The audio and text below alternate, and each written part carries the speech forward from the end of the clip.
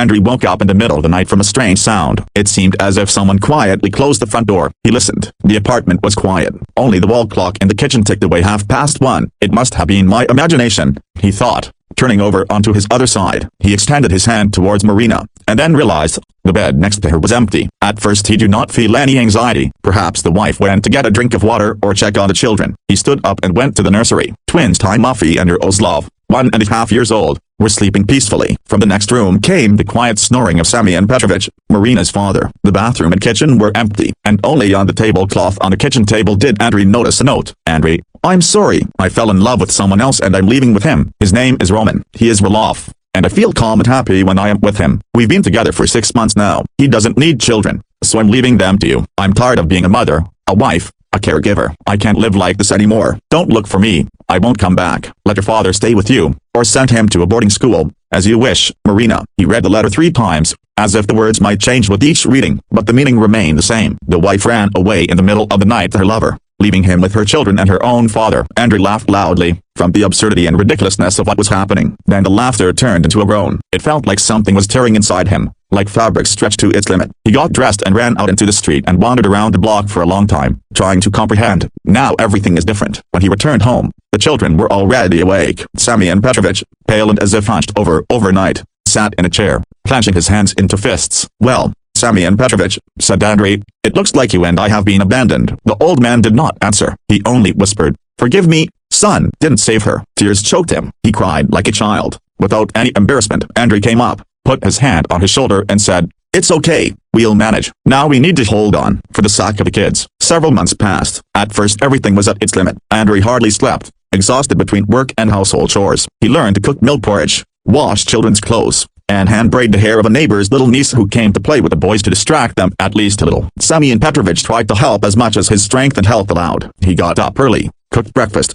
and then spent the day walking with the boys in the park, telling them stories he remembered from his youth. His hands were shaking, but he held on so as not to show weakness. But it was still hard. Andrei felt how day by day fatigue was growing within him, turning into exhaustion. There were evenings when, after putting the children to bed, he would simply sit on the floor in the hallway, hugging his knees, and silently stare into space. It seemed to him as if he was moving in a fog, and ahead of him was only an endless repetition of everyday worries. Every corner of the apartment reminded me of Marina. Her voice sounded especially clear in his memory in the silence of the night. Her laughter popped into his head when he walked past the kitchen. Sometimes he caught himself waiting. The door would open any minute and she would come in, but then he immediately became angry at himself for this weakness. Once he even wrote her a letter, not knowing where to send it. I wrote everything I thought and felt, about resentment, about fatigue, about how children cried at night. Then he burned the letter and watched for a long time as the ashes were carried away by a draft through the open window. It was difficult for him, but he was not going to give up. He understood that life did not stop, and someone had to be strong for the sake of these 2 little boys whose fates now depended entirely on him. Gradually everything began to fall into order. The boys were sent to a nursery,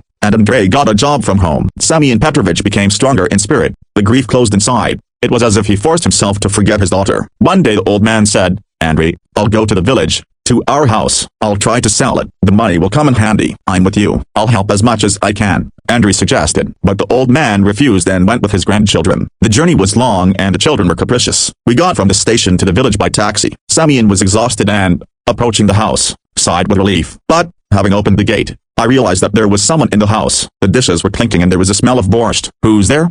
Hey, he shouted. There was a woman of about 25 standing in the kitchen. Sorry, she exclaimed. I am Nadezhda. I had no place to live. The neighbors said the house was empty. I spent the winter here. I'll leave right now. Wait, help with these bandits. I'm exhausted from the journey, asked Semyon Petrovich. So Nadia stayed. She skillfully looked after the children, cooked, washed, and even tidied up the vegetable garden. A week later, Semyon said, go to the city to see Andrei. He is in the hospital. Got into an accident. The children need you. Fine, but I won't take money from you. This is for taking me in when I was in trouble, the girl replied. This is how Nadia ended up with Andrei. He was surprised to see her, but quickly realized that she could be trusted. She didn't ask unnecessary questions. She was patient and kind. A month later, he invited her to stay. 2 days later he proposed, but she refused. I can't have children. My ex beat me. I lost my child, and I can't forgive myself for not leaving right away. I don't want wealth anymore. I don't want power, fear, dependence. Just simple happiness, the girl replied. Andrei looked into her eyes. Don't you feel that it's already close? Hope cried and stayed. 3 years later,